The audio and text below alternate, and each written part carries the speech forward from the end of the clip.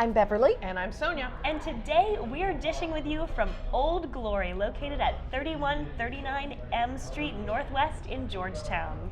And there's a lot of glory here at Old Glory. In fact, that's what this platter is called. We've got chicken, we've got collard greens, we've got ribs, we've got kielbasa and pork, brisket, and turkey. For the vegetarians, you know, a little succotash. Yes, absolutely. And cornbread with honey peach butter. That's right. Don't forget the frickles. Don't forget the frickles. Oh, how can we forget the frickles? It's what we are enjoying the most. Fried pickles. Yum. Yum, yum, yum. And you're probably getting a little thirsty right about now, so leave some room for the 102 kinds of bourbons that you can try. If you try it within a year, you get your name commemorated on a plaque, so you can remember your name after 102 bourbons. Gotta love all-American barbecue. Absolutely, and it's authentic bourbon and barbecue. And our guest today is Michael Zammuto. He is the COO and president of ReputationChanger.com. I'm so excited you're here because we're always talking about, you know, Googling yourself and what's out there. Let's say hypothetically that I was on a website of something that I knew that I had done an interview for, and now I've decided to rebrand myself and I want them to take that down. Do I have a right to ask a site to take down an interview I've done from maybe 5-10 years ago? Well, you can ask, but there's a good chance that they're not going to. And this has become one of the big problems. Over the last 10 years, there's been just a huge increase in the ways that people can find themselves written about on the internet, everything from social networking to review sites. And by and large, these sites are under no obligation to correct false things, update them. Wait. They're under no obligation to correct something that's false? No, actually, people, all kinds of examples come up. People can actually be arrested, exonerated of the crime, but their mugshots will stay online. Right. There's a good chance that when something gets on the internet, it's never coming down, which is what we tell people to, tell their children about right away. Right. So how do you, a reputation changer, help them to change what's online about them? Well, the first thing we do is tell them to treat your online search results as an asset that's really important to you. So much of what we do today is determined by what people find out about us online, from where we get to work and who will do business with us, who will date us. And so treat it as a really valuable thing. When you search yourself, and we encourage everyone to search themselves regularly, look at the results and say, do you control those things? Are they things that you've built? And do they say the things about you that you want people to hear? Are they the things you'd want your grandmother to see, your boss or potential boss to see? And if they're not, take control of them.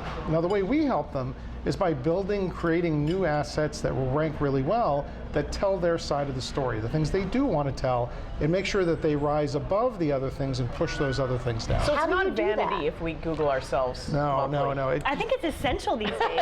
It is. I think yeah, it's a must. But how do you do that? How do you push the stuff you don't want to see to show up lower in a search and make the stuff you do want to see? There's a very bad picture of me I'd like to you do want to see or on page 15. Higher. There's a lot of important techniques for it. The key is that we have expertise in creating new types of content and understanding the way search engines will value that content. That's the most important thing. When most people create content, they're not really that concerned about the way a search engine will treat it, but that's our #1 concern. And so we can ensure that when we create news stories or press releases or blog entries or social media entries, that we do it in such a way that maximizes where it'll show up in your search results. Who are your clients? Are they just plain old people or mostly celebrity, politicians, those types? It's a pretty big mix. People in trouble who need a little reputation boosting? It's a mix of that too. Everybody online just wants to make themselves look best. He was talking about employers, dating. You just want to look good online, right? Well, 70% of employers have declined to offer someone a job because of something they found online. And $1.6 trillion worth of retail sales are swayed by online research beforehand. So this impacts everybody. And that's why our clients include parents of students who are applying for colleges, all the way to some foreign governments, several universities, Fortune 100 companies, presidents of some foreign nations, and Fortune 100 companies, and everyone in between. And how much does this reputation boosting cost? Well, it depends. If you're that student that I mentioned before, your issues might be relatively simple. Maybe you're just trying to create your first online presence. And some of that you can do on your own if you you want to put the time into it. In that case, or you could pay someone to do it and be a few thousand of dollars. But on the far end of stuff, foreign governments might spend millions of dollars a year. The Obama administration, or the Obama campaign, spent $40 million on something called Attack Watch during the last election. And that contrasts with Mitt Romney's $4 million. And these are essentially online reputation management campaigns. And we can see where the outcome lies. So can your reputation in life be determined by your reputation online? Like, where does the distinction? Where does the distinction come in? That's a great question. So the way people think about you online will steer a lot of how they interact with you. And so if you have one sort of persona, and celebrities are very good at evaluating their personas and moving them around, so politicians too. And they do that for a reason, and people should think about it in their own lives that way.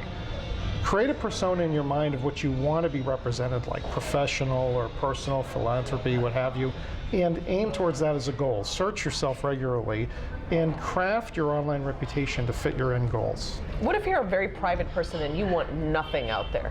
What's the best way of handling that? Actually, Can you really live life that way anymore? I don't. Well, we have a service for that, actually. So we have a service called ID Protection. The most common use case is law enforcement personnel who, for example, might live in the suburbs and they have kids and they don't want the fact that they're a drug enforcement agent living in a suburb with 3 kids to be on the internet. So in that case, we actually create false personas, a sort of a John Smith person with a similar name who does something very different, and make that stuff rank over him so it becomes difficult to find that on the client. What would you recommend to me and my unborn child? How should I be putting pictures and whatnot about my kid up there before it's even decided what kind of reputation it wants to have? Well, the first thing I would do, and I've done this for my own children, is buy the domain name that matches their full name. Okay. Right? So in my case, michaelzammuto.com I own, and I put up a site on it, and it says some things about me. I would ask in my baby shower for someone to buy that for me. And you have to maintain it for 20 years until they're ready to go to college. But think of what a great asset it is. They go off to college and it talks about their accomplishments and their interests and their dreams or whatever you want to have. That's a great gift. But the internet, like all other things, hates a vacuum. And if you're not the one filling up that page, then someone else is going to. And they may not say the things about you that you want them to say. Huh. So you're trying to keep people's reputations online pristine and wonderful. What is the one thing you would tell people, do not do online? It makes my job more difficult. Well, the one thing we shouldn't do online, and this is very counterintuitive, is if somebody says something negative about you, businesses go up this all the time on review sites. If somebody says, I had bad service, I had this, believe it or not, by going on there and debating with them, you can actually make it worse. Because it encourages conversation about that. It encourages traffic. Negative conversation. Negative conversation. Which makes it search higher. Exactly right. And so what we tell people is don't go to those sites, don't frequent them, and certainly don't engage in debate. You can't out-debate the internet. A debate is just another way to have a longer conversation. That should be the company's tagline. That's right. You can't out-debate the internet. You can't. And so what you should do instead is think about what you want to say and shift the conversation to those parts of your life that you want to talk about. Take control. Take control. And be smart when you go out and take pictures, right? Or think about your boss or your grandmother looking at these pictures and say, are they things you want online? And another tip is a lot of the social networks, in particular Facebook, let you approve pictures before they go live if someone else has tagged you. I had somebody I went to high school with post some pictures of me when I was in high school. Now these weren't ones that were embarrassing other than the fact that I had more hair and whatever. But it's good to know that you have the right to do that so that you could stop maybe embarrassing things from being posted on the internet. Is there any way, for example, I have, well, like all of us, I have a Facebook page and a LinkedIn profile. Is there any way to make sure, particularly with Facebook, that pictures that you know, somebody takes the picture of you at the party dancing, is there any way, if they're in control of it, that you can make it harder for people to find? In Facebook, you can. So with Facebook, they have a privacy setting that allows you to approve yourself being tagged in a picture. Now, you can't stop them from posting a picture. That's what I'm getting at, because somebody could still search And if they're friends with that person who originally posted it, there's really nothing you can do, right? There's nothing you can do. You should be really careful about who you let take pictures of you. But also, you should be able to go to that person and ask, Sure. would you mind taking it down? But you should also be prepared for them to say no. That's absolutely right. And you can flag things on most of the social networks as inappropriate or ask that it be taken down. If it violates copyright or things, you can request it be taken down.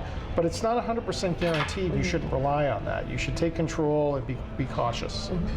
That is great advice. I'm getting so much out of this, especially my child's future website. We've all gotten so much out of it. Michael, thank you so Definitely. much for being with us. Thank you for having me. And as always, thank you for being with us here on this episode of The District Dish.